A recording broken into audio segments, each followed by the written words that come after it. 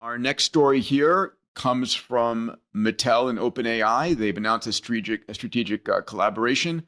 I've talked about this forever. Super excited. Your toys are going to become, super intelligent with GPT-5. So your Barbie doll, your Hot Wheels, your American Girl. I know that Salim, that you in particular like the American Girl dolls. Thomas and Friends. Sorry, buddy. It's okay. You've uncovered my deep secret.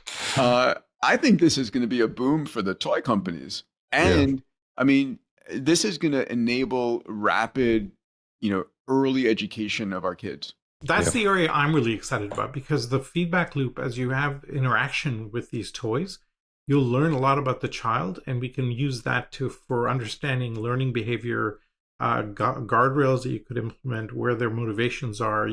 I think it's so exciting because we'll get more data about young children than we could ever gotten before.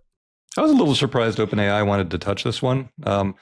It's really clear when you're talking to the AI voices now that they're within a year going to be just crazy engaging, super, super friendly. And a lot of kids are going to prefer talking to AI all day than to talking to real friends.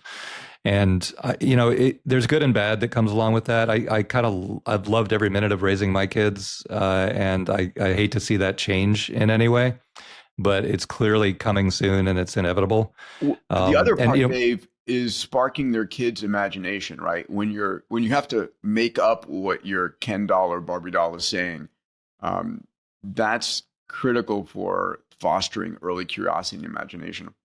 It is. And you have the echo chamber risk on the other side of that. So if it's done right, it's an educational goldmine and the kids are happy. And, a lot of schools are terrible. So you're alleviating a lot of that. So if it's done right, it's incredible. If it becomes an echo chamber, then, you can see where it can go bad in a real hurry too. That's why I'm surprised OpenAI wants to touch it, because when you start talking about kids, you cannot make a mistake, right? You got to get it right. Yeah, there was a friend of mine that had a product called Moxie, which was an AI robot, and it was mostly being used for young kids with educational challenges, right?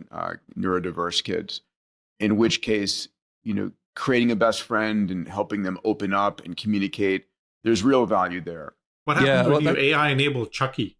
That'll be interesting. A whole new set of movies coming out.